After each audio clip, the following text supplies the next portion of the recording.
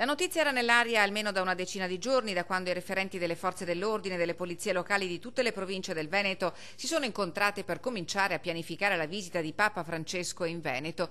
Oggi l'annuncio ufficiale al termine della riunione della Conferenza Episcopale del Triveneto. È stato il presidente, il patriarca di Venezia Francesco Moraglia, a comunicare l'accertata disponibilità di Papa Francesco a venire a Venezia per un incontro con le chiese del nord-est.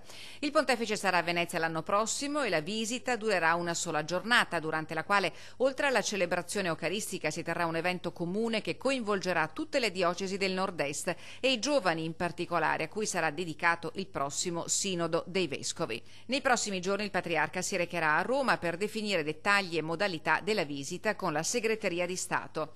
Lo aspettiamo a braccia aperte, ha commentato subito il presidente della regione Luca Zaia. Accogliamo con piacere questa visita di Papa Francesco in Veneto, la terra dei papi, come diciamo spesso, Papa Luciani e ovviamente Papa Giovanni Paolo II e poi ancora Papa Ratzinger, adesso Papa Francesco. Speriamo venga nel 2018 appunto con questa visita e magari scelga anche di trascorrere le vacanze in Veneto. Ma la visita a Venezia potrebbe non essere l'unica tappa del Papa in Veneto. In queste ore c'è un'altra indiscrezione che potrebbe trovare conferma a breve e che riguarda la volontà espressa da Francesco di annunciare la beatificazione di Papa Luciani a Canale d'Agordo, paese che gli diede i natali.